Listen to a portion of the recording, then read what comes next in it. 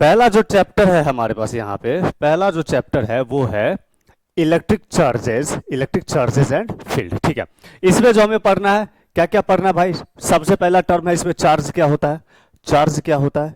ठीक है, इसमें चार्ज क्या होता है हमारे पास। ठीक है, तो चार्ज का फॉर्मूला हमें पता है कि Q is equals to N E होगा चार्ज का फॉर्मूला, और इलेक्ट्रॉन का चार्ज की वैल्यू कितना है, 1.6 इंटू 10⁻⁻⁻19 कूलम। ठीक है, एसआई यूनिट क्या होगा चार्ज का? एसआई यूनिट है चार्ज का कूलम। ठीक है, एसआई यूनिट है चार्ज का कूलम। ठीक है, सबसे पहला टॉपिक इसमें हमारे पास है यही, चार्ज के बारे में पढ़ना है हमें, क्योंकि चार्ज के बारे में अगर इंफॉर्मेशन रहेगा तो चार्ज के बेस पे जितने कंसेप्ट है, इसमें फोर्स है, इलेक्ट्रिक फील्ड है, गॉस लॉ है, डाइपोल है, ये सब चीजें इसमें कवर हो जाएगा। ठीक है, एक तो चार्ज आ गया, इसके बाद हम लोगों को इसमें है कूलम्स लॉ पढ़ना है, जो बहुत इंपॉर्टेंट है इसमें, और इसमें बहुत सारे न्यूमेरिकल्स रहेंगे, इसको कहते हैं कूलम्स लॉ। ठीक है, कूलम्स लॉ में हमें पता है कि जब भी दो चार्ज यहाँ पे Q1 है, Q2 है, Q1 है, Q2 है, और R डिस्टेंस पे सेपरेटेड है, तो इसका जो है फोर्स का जो फॉर्मूला होगा वो हो जाएगा 1/4πε0 Q1 Q2 अपॉन R²। ठीक है, ये है कूलम्स लॉ। ठीक है, ये आ गया हमारे पास कूलम्स लॉ। अब यहीं पे आ जाता है Coulomb's law in a vector form. Coulomb's law in a vector form.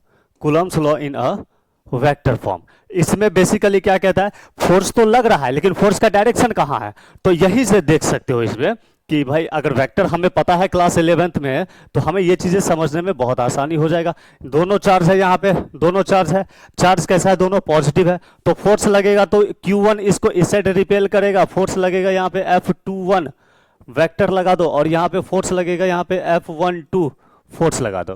ठीक है, जिस पे फोर्स लग रहा है वो नंबर पहले लिखा था, और जो फोर्स लगाने वाला है वो बाद में लिखा था। जैसे F21 में देखो, Q2 पे फोर्स लग रहा है तो 2 पहले लिखा है, लगाने वाला कौन है, Q1 है, तो 1 बाद में लगा हुआ है। ठीक है, तो इस केस में फोर्स का जो फॉर्मूला होगा F21, इसको लिखेंगे 1/4πε0 Q1 Q2 divided by R²। अच्छा, R को भी R12 वेक्टर और मॉड के साथ लिखेंगे तो दोनों वैल्यू बराबर हो गया R21 वेक्टर। ठीक है, क्योंकि यहां से लेकर के यहां तक का डिस्टेंस एक के जैसा है। ठीक है, यहां से लेकर के यहां तक का डिस्टेंस, ये यहां से लेकर के ये पूरा डिस्टेंस R है, पूरा डिस्टेंस R है। ठीक है, तो चलो, तो यहां पे लिखेंगे R21 स्क्वायर मैग्नीट्यूड में, और यहाँ पे R21 का यूनिट वेक्टर। ठीक है, ये हो गया इसका वेक्टर फॉर्म। थोड़ा और डिटेल में इसको लिख लेंगे तो F21 vector is equals to हो जाएगा 1/4πε0 Q1 Q2 upon R21 square into R21 vector upon में R21। ठीक है, R21, ये भी मैग्नीट्यूड, ये भी मैग्नीट्यूड, और ऊपर वाला जो है वो वेक्टर है, तो वेक्टर है, तो इसको हम लोग और अच्छे तरीके से लिखना चाहेंगे तो इसको हम लोग ऐसे लिख सकते हैं Q1 Q2 अपॉन R21 का क्यूब, और ये R21 वेक्टर। ये आ गया इसका वेक्टर फॉर्म, ये आ गया इसका वेक्टर फॉर्म। ठीक है, ये आ गया इसका वेक्टर फॉर्म। ठीक है, वेक्टर फॉर्म के बाद इसमें देखेंगे एक चीज और कि F21 लिखे हैं तो F12 यहां से F12 भी लिखना चाहेंगे तो इसको भी बहुत आसानी से हम लोग लिख सकते हैं वेक्टर फॉर्म में, 1/4πε0 Q1 Q2 upon R² R12 का स्क्वायर इंटू R12 का यूनिट वेक्टर। ठीक है, F12 vector is equals to 1/4πε0 Q1 Q2 upon R12 का square into R12 vector upon में इसका मैग्नीट्यूड। क्या, ठीक है ना, यूनिट वेक्टर को क्या लिखते हैं, vector upon magnitude, vector upon magnitude, तो लिख दिया। और नीचे ये भी मैग्नीट्यूड है, ये भी मैग्नीट्यूड है, दोनों को क्या करो, दोनों को मल्टीप्लाई कर दो, तो सेम फॉर्मूला जो यहां बना है वही यहां बन जाएगा, 1/4πε0 Q1 Q2 बाय R12 का क्यूब, और यहाँ पे R12 वेक्टर। ये आ गया vector form of Coulomb's law. ठीक है, इसको क्या कहेंगे हम लोग, vector forms of Coulomb's law. क्या कहेंगे, vector forms of Coulomb's law. ठीक है, ये आ गया इसमें कूलम्ब्स लॉ के कंसेप्ट। कूलम्ब्स लॉ के कंसेप्ट के बाद हम लोग देखेंगे इसमें आगे चलते हैं। तो नेक्स्ट इसमें कंसेप्ट आ जाएगा हमारे पास इलेक्ट्रिक फील्ड। नेक्स्ट इसमें कंसेप्ट है इलेक्ट्रिक फील्ड का। ठीक है, तो भाई इलेक्ट्रिक फील्ड को देखो ध्यान से, इसको ई ऐसे लिखते हैं हम लोग। ठीक है, वेक्टर क्वांटिटी होती है इलेक्ट्रिक फील्ड। तो ये होता है हमारे पास, क्या होगा, region around the charge up to which a charge can exert the force. ठीक है, तो इलेक्ट्रिक फील्ड में हम लोग जानते हैं, जैसे कि मान के चलो ये इलेक्ट्रॉन है, तो इलेक्ट्रॉन ई है, तो दूसरा मान के चलो एक प्लस वाला चार्ज है, प्लस क्यू यहाँ पे, तो यहां तक का डिस्टेंस आएगा तो अट्रैक्ट कर लेगा, खींच लेगा, यही ना कंसेप्ट, क्या यही है ना। तो और यहां पे रहा प्लस क्यू, यहां पे रहेगा प्लस क्यू, तो फोर्स नहीं लगा पाएगा, नहीं खींच पाएगा क्योंकि दूर है, नहीं लगा पाएगा फोर्स। तो कहेंगे कि इलेक्ट्रॉन ये जो है, ये इलेक्ट्रॉन इतना एरिया के अंदर जो भी चार्ज रहेगा उसको अट्रैक्ट कर लेगा या रिपेल कर लेगा। ठीक है, उसको अट्रैक्ट कर लेगा या रिपेल कर लेगा। क्या कहेंगे कि जो इलेक्ट्रॉन जो यहां पे है, ये इलेक्ट्रॉन है ई, निगेटिव वाला चार्ज जो है इलेक्ट्रॉन, ठीक है, ये अगर इस आर तक अगर कोई भी चार्ज, इलेक्ट्रॉन भी रहेगा यहां पे दूसरा इलेक्ट्रॉन, तो उसको रिपेल करके बाहर भगा देगा, भाग जाओ। प्रोटॉन रहेगा या प्लस चार्ज रहेगा तो उसको बोलेगा आ जाओ। ठीक है, कैसा भी चार्ज रहेगा, प्लस का 3q रहेगा तो अट्रैक्ट करके कहेगा आ जाओ मेरे पास। लेकिन इसके बाहर अगर कोई इलेक्ट्रॉन अवेलेबल है तो कोई फोर्स नहीं लगेगा। ठीक है, तो कहने का अर्थ यह है इसमें कि जिस एरिया तक ये फोर्स लगा पाता है, जिस एरिया तक ये फोर्स लगा पाएगा इलेक्ट्रॉन, उस एरिया को या उस स्पेस को या उस खाली जगह को हम लोग क्या कहेंगे, एक रीजन कहेंगे, और उस रीजन में इस इलेक्ट्रॉन के द्वारा लगाने वाले फोर्स को इलेक्ट्रिक फील्ड कहेंगे। समझ में आ रहा है ना बात को? ये बात समझ में आया क्या? ठीक है, तो इलेक्ट्रॉन जो यहां पे इलेक्ट्रॉन है वो इतने दूर में ही फोर्स लगा पा रहा है। ठीक है, तो कुछ इनविजिबल चीज है जो फोर्स लगाता है, वो कौन सा चीज है, उस इनविजिबल चीजों को नाम दिया गया फील्ड। उस इनविजिबल चीज को क्या नाम दिया गया? फील्ड। और इलेक्ट्रॉन की वजह से लग रहा है, चार्ज की वजह से लग रहा है, प्रोटॉन की वजह से लग रहा है, तो उसको नाम दिया गया है इलेक्ट्रिक फील्ड। ठीक है, तो इसका इलेक्ट्रिक फील्ड का जो फॉर्मूला होता है हमारे पास, इलेक्ट्रिक फील्ड का जो फॉर्मूला होता है वो होता है E = 1/4πε0। कौन सा चार्ज है? इलेक्ट्रॉन। तो कोई भी एक चार्ज, कॉमन चार्ज का नाम ले लो, Q/r²। ये हो गया इलेक्ट्रिक फील्ड का फॉर्मूला। और ठीक है, और electric field is equals to force upon charge Q. ठीक है, ये दोनों इसका फॉर्मूला होता है, ये फोर्स के टर्म में है और ये सिर्फ इलेक्ट्रिक फील्ड के टर्म में है। SI यूनिट होगा इलेक्ट्रिक फील्ड का, न्यूटन पर coulomb. It is a vector quantity. क्योंकि डायरेक्शन है इसके पास, तो ये वेक्टर क्वांटिटी होंगे। ये कौन सी क्वांटिटी होंगी? वेक्टर क्वांटिटी होंगी। ठीक है, E = F/Q। ठीक है, तो यहां से एक चीज और आ जाएगा कि फोर्स का फॉर्मूला हम लोग ये भी लगाएंगे आगे चल के। ठीक है, F = QE। किसी इलेक्ट्रिक फील्ड में अगर कोई इलेक्ट्रॉन अवेलेबल है तो उस पर फोर्स लगता है, उस फोर्स को कूलम्ब्स लॉ भी कहते हैं, और फोर्स को Q × इलेक्ट्रिक फील्ड भी लिखेंगे। ठीक है, तो ये है इलेक्ट्रिक फील्ड का कंसेप्ट। ठीक है, वेक्टर क्वांटिटी, न्यूटन पर कूलम, और ये होता है हमारे पास E = 1/4πε0 Q/r²। जो इलेक्ट्रिक फील्ड बना रहा है, ठीक है, इसमें क्या लिखेंगे? ये इलेक्ट्रिक फील्ड क्रिएट कर रहा है। इलेक्ट्रिक फील्ड अगर क्रिएट हो रहा है, कोई बना रहा है, तो ये फॉर्मूला यूज करेंगे। और इलेक्ट्रिक फील्ड में कोई फोर्स अगर लग रहा है, कोई एक्सपीरियंस कर रहा है इलेक्ट्रिक फील्ड, तो ये वाला फॉर्मूला हो जाएगा। ठीक है, जैसे देखो यहां पर से कि मान के चलो ये इलेक्ट्रिक फील्ड का लाइन है, ठीक है, इलेक्ट्रिक फील्ड बनाने वाला कौन है? तो मान के चलो कि इसको इलेक्ट्रिक फील्ड बनाने वाला ये वाला चार्ज है। तो और एक इलेक्ट्रॉन है हमारे पास यहाँ पे, ये रहा इलेक्ट्रॉन, ये रहा एक छोटा सा चार्ज Q। तो कहेंगे कि ये जो इलेक्ट्रिक फील्ड बना है वो ये चार्ज बनाया है, प्लस वाला चार्ज बनाया है, तो इसका जो इलेक्ट्रिक फील्ड का फॉर्मूला होगा 1/4πε0 Q/r²। ठीक है, इस डिस्टेंस पे। ठीक है, और ये वाला चार्ज जो है, ये वाला चार्ज इस पर फोर्स लग रहा है, तो इसका इलेक्ट्रिक फील्ड के टर्म में इसका फॉर्मूला हो जाएगा F = QE। ठीक है, ये वाला कंसेप्ट समझ में आना। ये एक्सपीरियंस कर रहा है, ये प्रोड्यूस कर रहा है। ये वाला चार्ज एक्सपीरियंस कर रहा है फोर्स को इलेक्ट्रिक फील्ड की वजह से, और ये वाला चार्ज क्या कर रहा है, इलेक्ट्रिक फील्ड बना रहा है, ये पैदा कर रहा है इलेक्ट्रिक फील्ड। ठीक है, तो चलो आगे बढ़ते हैं। अब हम लोग आगे बढ़ते हैं और इलेक्ट्रिक फील्ड में थोड़ा सा और अच्छे तरीके से समझते हैं हम लोग इलेक्ट्रिक फील्ड में। तो इलेक्ट्रिक फील्ड की बात करते हैं, इलेक्ट्रिक फील्ड की बात करते हैं हम लोग, इलेक्ट्रिक फील्ड की बात करते हैं तो इसमें प्रॉपर्टीज आ जाती है इसकी, इलेक्ट्रिक फील्ड की प्रॉपर्टीज में। ठीक है, और जो इंपॉर्टेंट प्रॉपर्टीज है हम लोग उसी पे डिस्कस करेंगे। जैसे सबसे पहला, पॉजिटिव चार्ज रहेगा तो इलेक्ट्रिक फील्ड बाहर की तरफ रहता है, इलेक्ट्रिक फील्ड बाहर की तरफ रहता है। ठीक है, दूसरा, निगेटिव चार्ज रहेगा तो इलेक्ट्रिक फील्ड अंदर की तरफ रहेगा, डायरेक्शन अंदर की तरफ रहेगा, इलेक्ट्रिक फील्ड का डायरेक्शन अंदर की तरफ रहेगा। ये हमेशा याद रखना, सबसे इंपॉर्टेंट यही दोनों फैक्टर है। ठीक है, तीसरा, तीसरा इलेक्ट्रिक फील्ड कंटिन्यूअस लाइन होता है, electric field is continuous line, is continuous line. ठीक है, it does not sudden break, it does not doesn't have sudden break, have टूटा हुआ कहीं नहीं रहेगा। Fourth, electric field is zero inside conductor,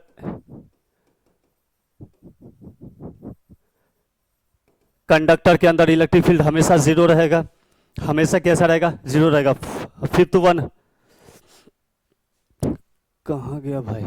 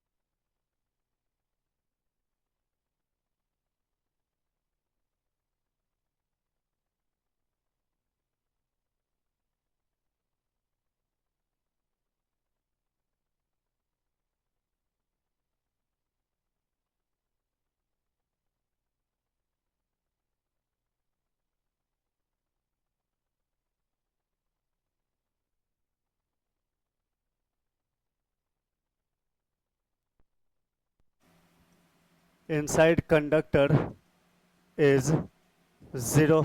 ठीक है, कंडक्टर में इलेक्ट्रिक फील्ड कितना होगा, इसका जीरो हो जाएगा। ठीक है, ये हमारे पास इसके इलेक्ट्रिक फील्ड का फॉर्मूला हो गया। और एक बात याद रखना कि इलेक्ट्रिक फील्ड का जो ये फॉर्मूला है, अगर यहाँ पे चार्ज है Q और पूछे हमसे पॉइंट P पे इलेक्ट्रिक फील्ड कैलकुलेट करिए जो R डिस्टेंस पे है, ऐसे केस में ये फॉर्मूला डायरेक्टली अप्लाई कर सकते हैं पॉइंट चार्ज के लिए। 1/4πε0 Q अपॉन R स्क्वायर। यहाँ गलती कर दिया थोड़ा सा, यहाँ देख लो, यहाँ पे एक ही Q होगा, 2 Q डाल दिया है मैंने, कोलम्बिक फोर्स का फॉर्मूला लिख दिया था, यहाँ पे Q होगा सिर्फ। ठीक है, तो ये है इसके इलेक्ट्रिक फील्ड का फॉर्मूला। प्लस चार्ज है तो इस पॉइंट P पे इलेक्ट्रिक फील्ड, इस पॉइंट P पे जो इलेक्ट्रिक फील्ड होगा वो बाहर की तरफ होगा। यहाँ पे ये हुआ इसका इलेक्ट्रिक फील्ड, वेक्टर क्वांटिटी होती है। SI यूनिट भी हम लोगों ने बता दिया था, SI यूनिट इज न्यूटन पर coulomb, it is a vector quantity.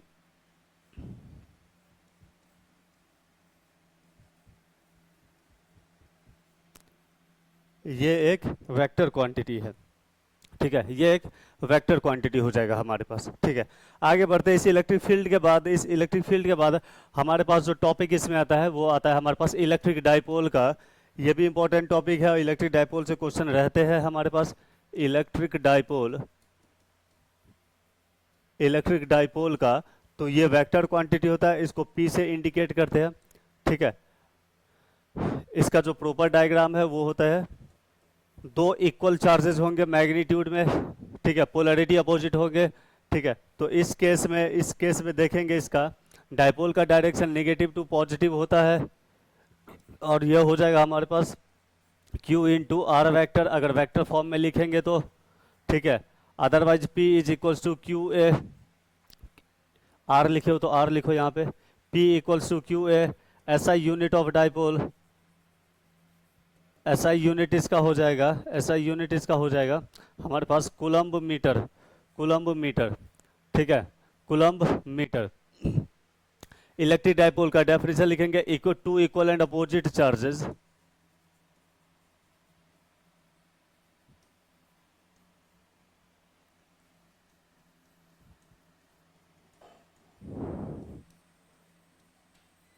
two equal and opposite charges kept at some distance kept at some distance kept at some distance distance is called electric dipole is called electric dipole. उसको हम लोग क्या कहेंगे, electric dipole कहेंगे। ठीक है, ये electric dipole हो गया। और इलेक्ट्रिक डाइपोल का डायरेक्शन हमेशा नेगेटिव टू पॉजिटिव होता है। लिखेंगे डायरेक्शन ऑफ डाइपोल कैसा होता है, dipole is from negative to positive. ठीक है, इसके साथ साथ एक चीज और देख लेते हैं कि electric field due to dipole का डायग्राम कैसा होगा। तो यहां पे देखेंगे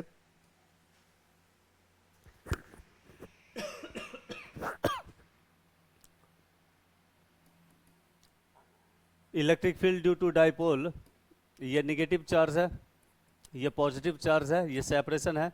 इसका जो इलेक्ट्रिक फील्ड होगा वो इलेक्ट्रिक फील्ड इस तरीके से होगा, पॉजिटिव से निकलेगा इलेक्ट्रिक फील्ड नेगेटिव में जाएगा, पॉजिटिव से निकलेगा नेगेटिव में जाएगा।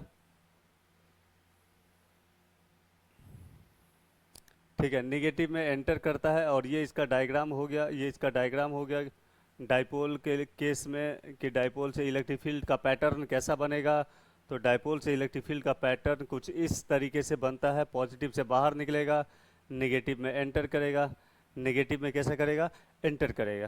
ठीक है, ये इलेक्ट्रिक फील्ड का डायरेक्शन हो गया किस में, डाइपोल में। डाइपोल क्या होता है, तो डाइपोल दो इक्वल एंड अपोजिट चार्जेस को कुछ डिस्टेंस पे रखते हैं तो वो डाइपोल की तरह बिहेव करते हैं। दो पोल का मीनिंग हुआ इसका। ठीक है, फॉर्मूला क्या होगा, Q into R, Q into R. Calculation को आसान बनाने के लिए कई बार आर को, कई बार यहीं लिख देता हूँ मैं, कैलकुलेशन को आसान बनाने के लिए कई बार डाइपोल के केस में हम लोग -Q और +Q, ये तो डाइपोल है, पता है। और ये डिस्टेंस हम लोग लिखते हैं 2a, मतलब r के बराबर जो है वो किसको लिखेंगे, 2a को लिखेंगे, 2a को लिखेंगे। ठीक है, इस केस में। और ये डाइपोल का डायरेक्शन हुआ, यहाँ देख लो p वेक्टर। ठीक है, तो यहाँ पे जो मैग्नीट्यूड में डाइपोल का जो फॉर्मूला होगा Q इंटू 2a। तो याद रखना 2 को एक्स्ट्रा मल्टीप्लाई मत करना, ये दो चार्ज के बीच के सेपरेशन को लिखा गया है 2a। जो आगे हम लोग कैलकुलेशन कुछ करेंगे तो उसमें काम आ जाएगा हमारे पास। ठीक है, ये है डाइपोल का कंसेप्ट। इस डाइपोल के बाद अगर हम लोग आगे बढ़ेंगे, इसमें अगर हम लोग आगे बढ़ेंगे तो इसमें हमारे पास आ जाएगा, electric field due to dipole, electric field due to dipole, electric field due to dipole. सबसे पहला आ जाता है एट एक्सियल लाइन, ठीक है। दूसरा आ जाएगा एट इक्वेटोरियल लाइन, ठीक है। तीसरा आ जाएगा एट एनी पॉइंट, ठीक है। डेरिवेशन इन सब का हम लोगों ने थ्योरी क्लासेस में किए हुए हैं। आप थ्योरी का वीडियो देख सकते हैं, आप ऐप पे जाइएगा तो आप फिजिक्स में जा करके आप इसका थ्योरी का वीडियो देख सकते हैं, ठीक है ना। तो एक्सियल लाइन में हम लोग देखे हुए सबसे पहला में एट एक्सियल लाइन मतलब कि डाइपोल के लाइन में ये हुआ हमारे पास एक डाइपोल -Q एंड +Q, और ये सेपरेशन इसका हुआ 2a यहाँ से लेकर के यहाँ तक। तो पूछ रहा था कि जो इसका जो ये लाइन है ये एक्सियल लाइन कहलाया, और ये पॉइंट P मान लो यहाँ पे है, इस खाली जगह पर इलेक्ट्रिक फील्ड कितना होगा। तो हम लोगों ने इसको क्या किए थे, कि सेंटर से x दूरी पे, x डिस्टेंस पे मान लिए थे P को। तो ये वाला डिस्टेंस हो गया था हमारे पास r - x, और ये वाला डिस्टेंस हो गया था हमारे पास r + x। और इसका जो डेरिवेशन करके जो इलेक्ट्रिक फील्ड आया था डाइपोल का एट एक्सियल पे, A फॉर एक्सियल यूज किया है मैंने, ठीक है। तो इसका जो फॉर्मूला आया था ये आया था 2kp/x³, 2kp/x³, ठीक है। और नेट इलेक्ट्रिक फील्ड का direction along the direction of dipole, ये हुआ इसका नेट इलेक्ट्रिक फील्ड का डायरेक्शन, ठीक है, किसका भाई? तो एक्सियल वाले का। किसके डायरेक्शन में? तो यहाँ पे हम लोग ये डाइपोल का डायरेक्शन है, ये डाइपोल का डायरेक्शन है पी वेक्टर, डाइपोल का डायरेक्शन है। तो लिखेंगे E axial, axial is along along the direction of along the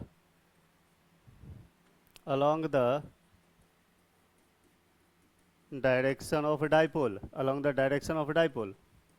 ठीक है, along the direction of dipole, ये आ गया किसके लिए? एक्सियल के लिए।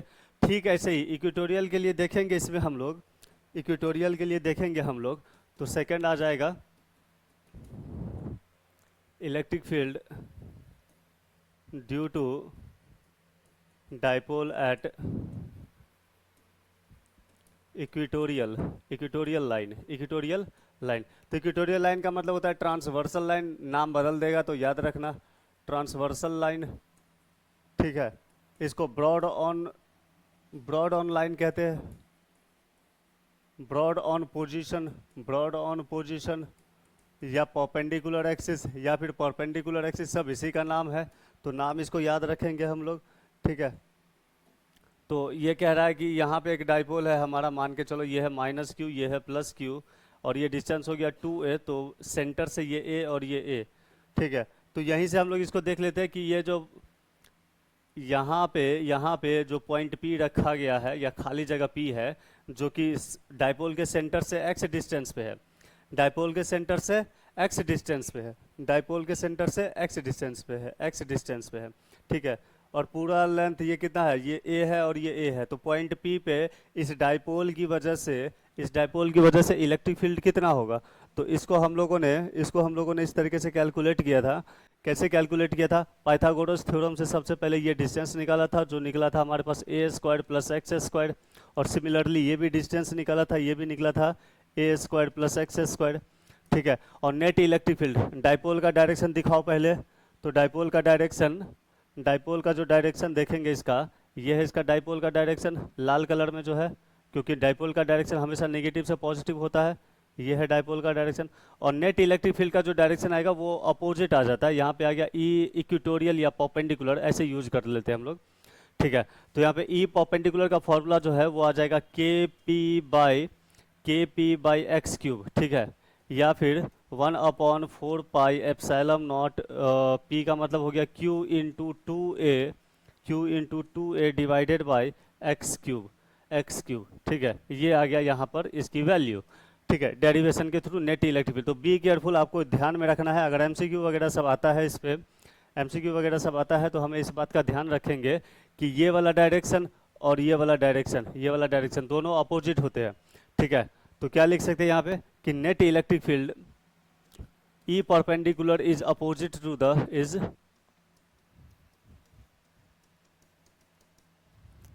opposite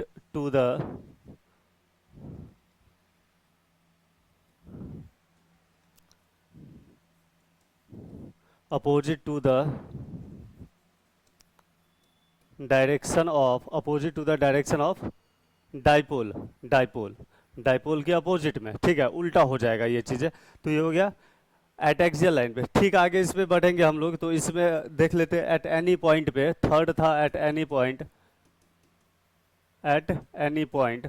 ठीक है, तो एनी पॉइंट का मतलब क्या था? तो डायग्राम से पता कर लो इसको, माइनस क्यू प्लस क्यू, ये डाइपोल है। ठीक है, ये ए है, ये ए है। तो पॉइंट पी कहीं पर भी था, इक्वेटोरियल पे नहीं था, एक्सियल पे नहीं था, वो था ये वाला पॉइंट, यहाँ पे पॉइंट पी यहाँ पे था। ठीक है, तो ये हम लोगों ने माना था ये एंगल थीटा था। ठीक है, मानना पड़ेगा इसको, डेरिवेशन में देख लेना इस सबको कैसे किया है मैंने। ठीक है, और हमें पता है कि ये डाइपोल है, ये वाला क्या था? डाइपोल, ये डाइपोल था पी। अब डाइपोल के दो कंपोनेंट स्प्लिट किए थे हम लोगों ने, ये आ जाएगा हमारे पास पी कॉस थीटा, और नीचे वाला आ जाएगा हमारे पास पी साइन थीटा। ठीक है, तो पी साइन थीटा से ये परपेंडिकुलर हुआ और पी कॉस थीटा से एक्सियल हुआ। तो यहाँ पे जो इलेक्ट्रिक फील्ड बनेगा ई एक्सियल का, ये हो जाएगा क्या था वहाँ पे 2kp। तो यहाँ हो जाएगा 2kp, और एक एक्स्ट्रा जुड़ जाएगा cos theta divided by x cube. ठीक है ना, डिवाइडेड बाई एक्स क्यूब। याद रखो ये डिस्टेंस x है, ये डिस्टेंस x है। ठीक है, और इसी वाले पॉइंट पे इस वाले डाइपोल से पी साइन थीटा से परपेंडिकुलर ही जाएगा, तो ये परपेंडिकुलर यहाँ हो जाएगा, और तो ई परपेंडिकुलर का फॉर्मूला हुआ के P sine theta divided by x cube. ठीक है, तो नेट इलेक्ट्रिक फील्ड बीच से पास करेगा, नेट इलेक्ट्रिक फील्ड बीच से पास करेगा यहाँ पे, तो नेट इलेक्ट्रिक फील्ड जो इसका हो जाएगा ये होता है root over of E axial का स्क्वायर प्लस ई परपेंडिकुलर का स्क्वायर। ठीक है, इसका कैलकुलेशन हम लोग आपके ऊपर छोड़ते हैं एज एन एक्सरसाइज, तो इसको सॉल्व करके यहाँ पे आप नेट इलेक्ट्रिक फील्ड इसका लिख सकते हैं।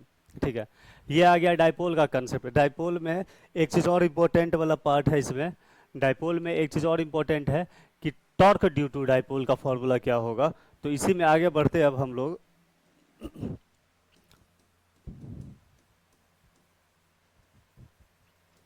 Torque due to dipole, torque due to dipole, तो टॉर्क ड्यू टू डाइपोल का फॉर्मूला क्या हो जाएगा, इसके लिए हम लोगों ने क्या पढ़ा था कि इलेक्ट्रिक फील्ड है ये, जो कि यूनिफॉर्म इलेक्ट्रिक फील्ड है। ठीक है, यूनिफॉर्म इलेक्ट्रिक फील्ड, इस यूनिफॉर्म इलेक्ट्रिक फील्ड में, इस यूनिफॉर्म इलेक्ट्रिक फील्ड में एक डाइपोल रखा गया है, इस तरीके से एक डाइपोल रखा गया है। डाइपोल के चार्जेस कितने हैं, डाइपोल के चार्जेस कितने हैं, तो डाइपोल के चार्जेस है माइनस क्यू, और यहाँ पे है प्लस क्यू, यहाँ पे है प्लस क्यू। ठीक है, तो ये एंगल कितना लिया मैंने, ये एंगल लिया मैंने थीटा। ठीक है, यहाँ पे फोर्स लगता था F is equals to Q E, magnitude में दोनों फोर्स बराबर है, डायरेक्शन में अपोजिट है। ठीक है, ये दोनों फोर्सेस है इसके ऊपर। ठीक है, इलेक्ट्रिक फील्ड में रखा गया है डाइपोल, माइनस चार्ज है पीछे की तरफ और यहाँ पे प्लस चार्ज है आगे की तरफ। इससे क्या होगा, ये डाइपोल ये रोटेट करने लगेगा सेंटर के अबाउट। ठीक है, तो इसका डायरेक्ट हम लोगों ने लिखा था, टॉर्क का फॉर्मूला क्या होता है, force into perpendicular distance, perpendicular distance after solving torque, ये हो जाएगा क्यू ई, और इनटू, याद रखो दो पार्ट में डिवाइड कर लेना, फोर्स इनटू परपेंडिकुलर, इसका भी और इसका भी, ये दोनों निकालना पड़ेगा हमें, ये भी एंगल थीटा हो जाएगा। ठीक है, ये ए है, ये देखोगे। ठीक है, ये हो जाएगा ए और ये भी है ए, तो ये हो जाएगा तुमको ए साइन थीटा, और ये भी हो जाएगा ए साइन थीटा। ठीक है, ए साइन थीटा, तो ये हो जाएगा 2a sine theta, 2a sine theta हो जाएगा। तो टॉर्क का जो फॉर्मूला आएगा, Q और 2a मिलकर के डायपोल बना देगा, तो ये हो जाएगा P E sine theta, P E sine theta. ये हो गया इसका डायपोल का फॉर्मूला, जो कि इंपॉर्टेंट है, याद रखेंगे इसमें। ठीक है, तो केस इसमें याद रखेंगे हम लोग के, केस फर्स्ट में कि थीटा 0 डिग्री हुआ, डायपोल 0 हो जाएगा, मतलब टॉर्क 0 हो जाएगा। केस नंबर टू में थीटा 90 डिग्री हुआ, थीटा 90 हुआ, टॉर्क मैक्सिमम हो जाएगा, बहुत ज़्यादा। ठीक है, याद रखना इस बात को केस नंबर 2 में। ठीक है, एक बात और, 0 पे भी और 180 पे भी टॉर्क 0 हो जाएगा इसका। ठीक है, यह है डाइपोल का कंसेप्ट इसमें, जिसमें टॉर्क कैसे काम करता है, किस तरीके से रोटेट करता है, इक्वल एंड अपोजिट फोर्स लगता है तो ऐसे काम करता है ये। ठीक है, आगे बढ़ो इसमें। इस इलेक्ट्रिक फील्ड के बाद अब हमारे पास आ जाता है, डाइपोल के बाद हमारे पास आ जाता है इलेक्ट्रिक फ्लक्स। एक इंपॉर्टेंट टॉपिक है इसमें, इलेक्ट्रिक फ्लक्स, इलेक्ट्रिक फ्लक्स। ठीक है, इलेक्ट्रिक फ्लक्स फाई से इंडिकेट करते हैं। ठीक है, तो इलेक्ट्रिक फ्लक्स बेसिकली हमारे पास जो फॉर्मूला होता है वो होता है ई A cos theta, vector form में लिखेंगे तो ये हो जाएगा E vector dot A vector. ठीक है, यहां लिखेंगे electric flux is a scalar quantity,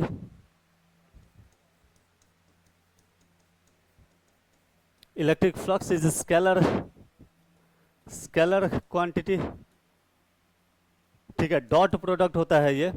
ठीक है, और एसआई यूनिट कितना हो जाएगा इसका, SI unit is newton metre square पर कूलम। ठीक है, याद रखना ये कौन सा है, ये डॉट प्रोडक्ट है।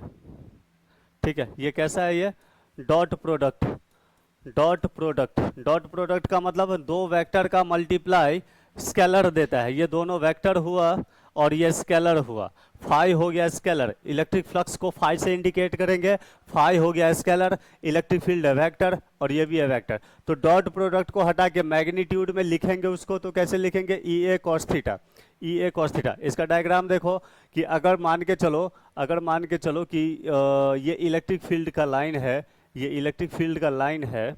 ठीक है, और इस इलेक्ट्रिक फील्ड लाइन में एक हमारे पास कोई बॉडी है, या कोई प्लेन शीट है इस तरीके से डाल दिया है, ठीक है ना, तो इलेक्ट्रिक फील्ड का तो दिख गया डायरेक्शन कहाँ, एरिया वेक्टर, ए क्या है, एरिया वेक्टर। तो एरिया वेक्टर हमेशा प्लेन पे परपेंडिकुलर होता है, तो इस प्लेन पे परपेंडिकुलर लाइन ड्रॉ करोगे तो ये इसका एरिया वेक्टर हो जाएगा। पीछे ले जाके ट्रेस करोगे तो ये एंगल थीटा है, ठीक है। तो हमेशा याद रखना इसमें कि कंपोनेंट लेते हैं हम लोग, कंपोनेंट लेंगे हम लोग फ्लक्स को मैक्सिमम करने के लिए, तो ये हो जाएगा हमारे पास ए कॉस थीटा, ए कॉस थीटा। तो फ्लक्स जो होगा इसका वो हो जाएगा ई A cos theta, E A cos theta, ठीक है। डिटेल इसको आप लोग देख सकते हो, ठीक है ना। आगे बढ़ते हैं अब हम लोग इसमें, phi equals to E A cos theta, E A cos theta. Condition लिख लो इसमें, at theta equals to 0 degree flux is equals to maximum, at theta is equals to 90 degree flux is equals to minimum, equals to minimum flux कितना हो जाएगा इसका, minimum हो जाएगा, ठीक है। थीटा इक्वल्स टू 0 डिग्री पे मैक्सिमम और मिनिमम कितना पे हो जाएगा, 90 डिग्री पे। ये आ गया हमारे पास इलेक्ट्रिक फ्लक्स, इलेक्ट्रिक फ्लक्स, ठीक है।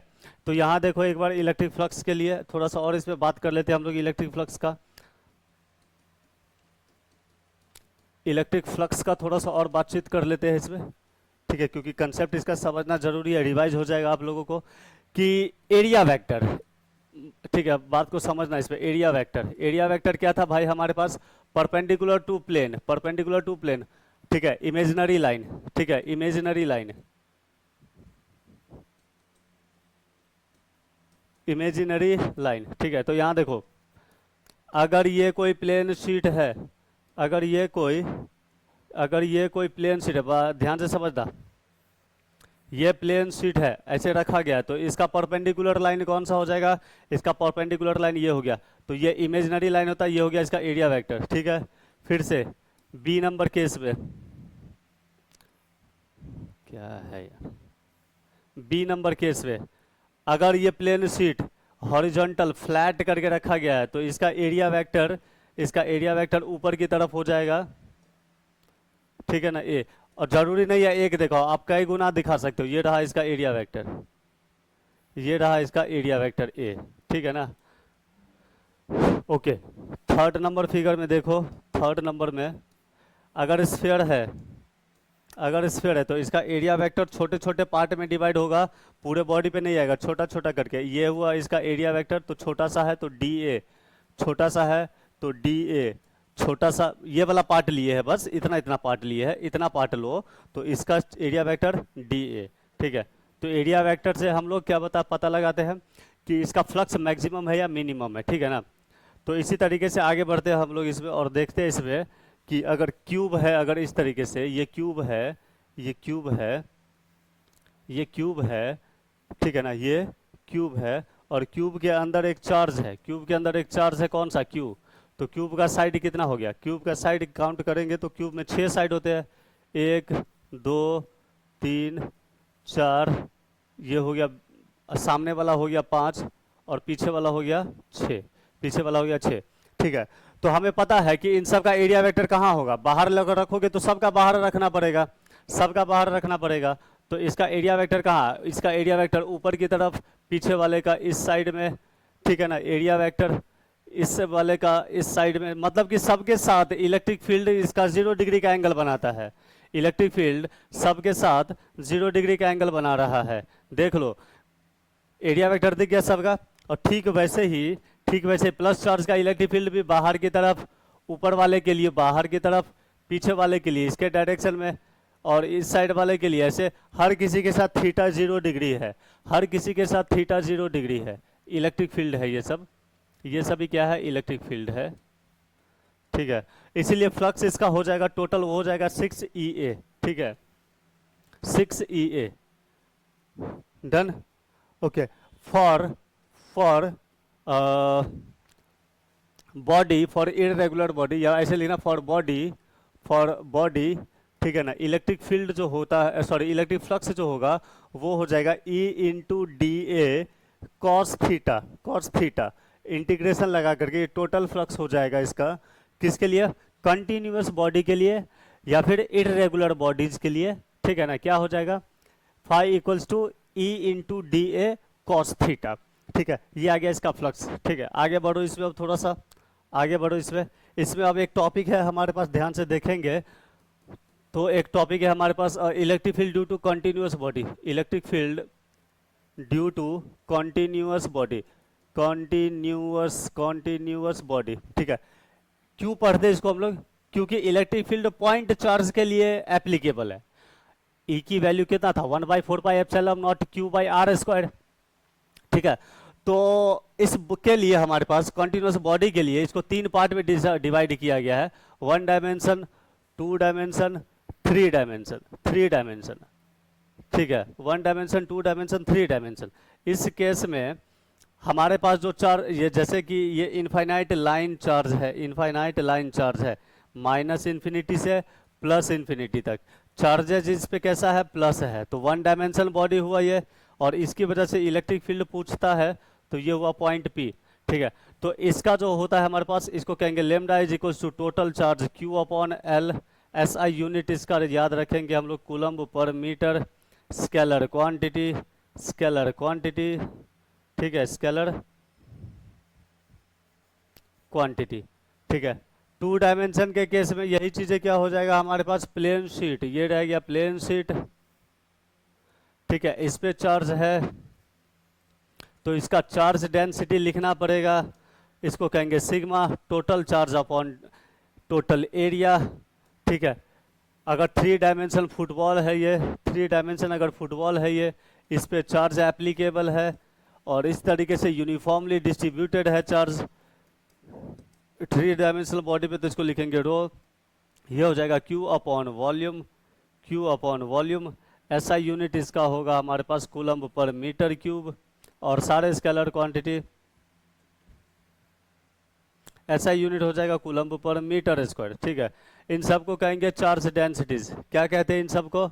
Charge densities, charge densities. Lambda 1 dimension है तो लीनियर चार्ज डेंसिटी,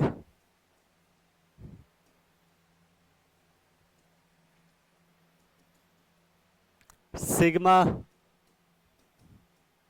एरिया या फिर surface charge density, rho volume charge density, volume charge density. ठीक है, 1 डायमेंशन, 2 डायमेंशन और 3 डायमेंशन में। आगे चल के इसी को हम लोग इलेक्ट्रिक फील्ड निकालेंगे, और किसके थ्रू निकालेंगे? गॉस लॉ के थ्रू निकालेंगे हम लोग। ठीक है, तो चलो अब जो टॉपिक है इसमें आगे चलो। इस अब जो टॉपिक है वो है गॉस लॉ। वो कौन सा है? Gauss law, Gauss law.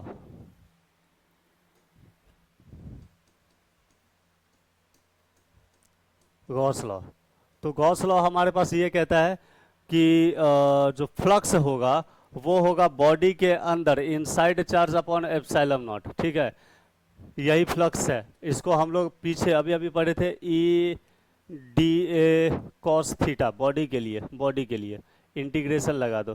ठीक है, तो ये फ्लक्स का फॉर्मूला होगा। कहने का मतलब है, एग्जाम्पल एग्जाम्पल कि ये कोई रेगुलर या इरेगुलर बॉडीज है, इसमें चार्ज है यहाँ पे Q1, यहाँ पे Q2, यहाँ पे Q3, बाहर में Q4, बाहर में Q5।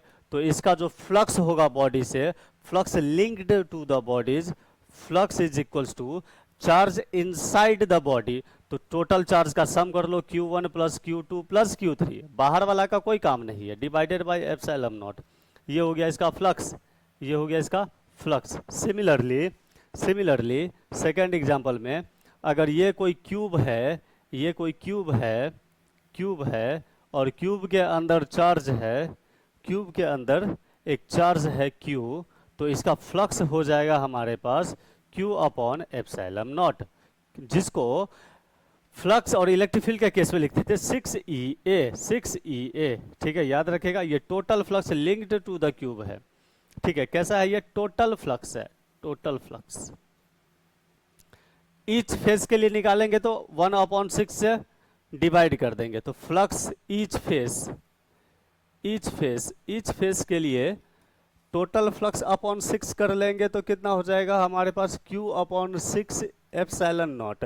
ये हो जाएगा ईच फेज का फ्लक्स, ईच फेज का फ्लक्स हो जाएगा हमारे पास। ठीक है ना, ईच इच फेस का फ्लक्स हो जाएगा।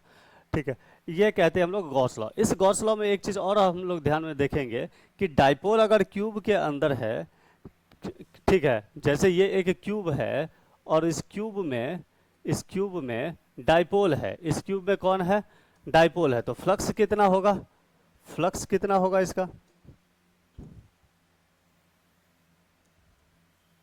मैग्नीट्यूड सेम है, तो इसका फ्लक्स कितना हो जाएगा, हमेशा इसका फ्लक्स हो जाएगा minus Q plus Q upon में एप्सिलॉन नॉट। तो फ्लक्स इसका हो गया हमारे पास जीरो। तो क्यूब किसी भी बॉडी में रहे फ्लक्स उसका जीरो ही होता है। क्यूब किसी भी, जैसे मान के चलो कि एक फुटबॉल है, इस फुटबॉल में हम लोग माइनस क्यू और प्लस क्यू चार्ज को डाल दिया, तो इसका फ्लक्स पूछ रहा है, तो फ्लक्स इसका कितना हो जाएगा, इसका फ्लक्स हो जाएगा हमारे पास जीरो, क्योंकि total charge inside the body. तो एल्जेब्रिकली इसको ऐड कर लेना, minus Q plus Q zero हो जाएगा इसमें, ठीक है ना। तो ये है इसका फ्लक्स हमारे पास, ठीक है ना। फ्लक्स में ज़्यादा डिटेल हम लोग और क्लासेस में करते हैं। तो चलो, इस फ्लक्स के बाद हमारे पास आ जाता है application of Gauss law. Application of Gauss law, application of Gauss law, application of Gauss law में सबसे पहला देखेंगे तो electric field due to linear charge body, electric field due to linear charge body, linear charge, ठीक है, linear charge infinite wire, ठीक है। जैसे कि ये एक इनफाइनाइट वायर है, इन्फिनिटी माइनस इन्फिनिटी, चार्जेज इस पे प्लस इस तरीके से रखा गया है, इस तरीके से चार्जेज रखा गया है, तो पॉइंट पी पे इलेक्ट्रिक फील्ड पूछ रहा है, तो इसका फॉर्मूला कितना था, 2k lambda by R, 2k lambda by R, याद रखना इसको, ठीक है। गॉसियन सरफेस ड्रॉ करते थे, तो इसका गॉसियन सरफेस कैसा ड्रॉ होगा, कितने डिस्टेंस पे, आर डिस्टेंस पे, तो इतना ही आर डिस्टेंस पीछे लेते थे और सिलेंड्रिकल एक गॉसियन सरफेस ड्रॉ करते थे हम लोग इस तरीके से, ठीक है ना। ये है गॉसियन सरफेस, ये क्या हो गया इसका, गॉसियन सरफेस, ठीक है, ये क्या हो गया इसका, गॉसियन सरफेस। तो इसी गॉसियन सरफेस से हम लोगों ने डिराइव करके इसको निकाला था, ठीक है ना। नेक्स्ट आ जाएगा हमारे पास इसमें, इसी में नेक्स्ट आ जाएगा हमारे पास, ठीक है, इसी में नेक्स्ट आ जाएगा सेकंड हमारे पास electric field due to infinite plane sheet,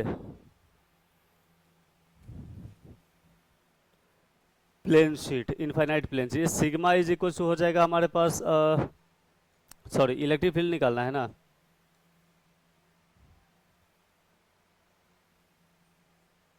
तो इलेक्ट्रिक फील्ड इसका हो जाएगा सिग्मा अपॉन 2 एप्सिलॉन नॉट। ये है हमारे पास इनफाइनाइट प्लेन शीट में इस तरीके से ऐसे चार्जेज रहेंगे, पॉइंट पी पे इलेक्ट्रिक फील्ड निकालना है, तो E is equal to sigma upon 2 epsilon naught, ठीक है।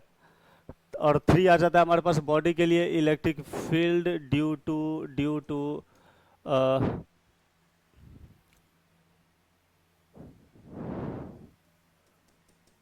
सॉलिड स्फीयर,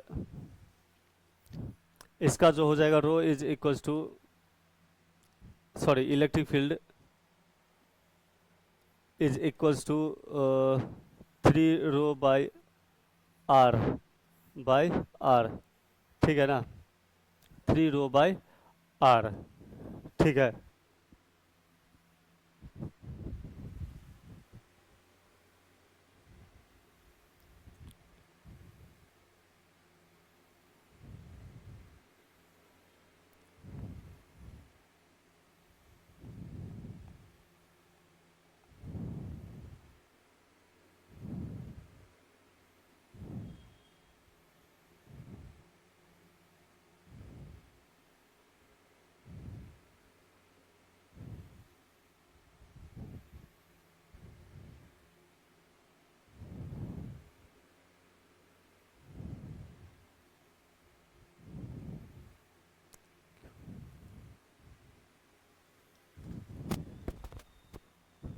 ठीक है, या फिर रो के टर्म में इसको छोड़ दोगे, ठीक है ना, तो इसको हम लोग चार्ज के टर्म में ऐसे लिख लेंगे, यहाँ देख लो, चार्ज के टर्म ऐसे लिख लेंगे कि Q R by capital R, ठीक है ना। जैसे कि इसका रेडियस हो गया आर और बाहर का पॉइंट पी है, और ये हो जाएगा हमारे पास, ये हो जाएगा हमारे पास आर, यहाँ से लेकर के यहाँ तक, तो ये हो जाएगा के क्यू आर बाई आर। इस फॉर्मेट में इसको लिखते हैं हम लोग, ठीक है। ये आ गया इलेक्ट्रोस्टैटिक्स का, ये आ गया हमारे पास इलेक्ट्रोस्टैटिक्स का ओवरव्यू चैप्टर का। अब हम लोग इसको डिटेल पढ़ेंगे तो क्लासेस में और डिटेल में इसको पढ़ते हैं। और वैसे आप लोग हमारा वीडियो निकाल करके उसमें देख सकते हैं, उसमें आपको मिल जाएंगे ये सारी चीज़ें, ठीक है। देखते रहिए, नेक्स्ट क्लास में हम लोग नेक्स्ट चैप्टर का ओवरव्यू करेंगे और आगे बढ़ेंगे हम लोग, ठीक है ना।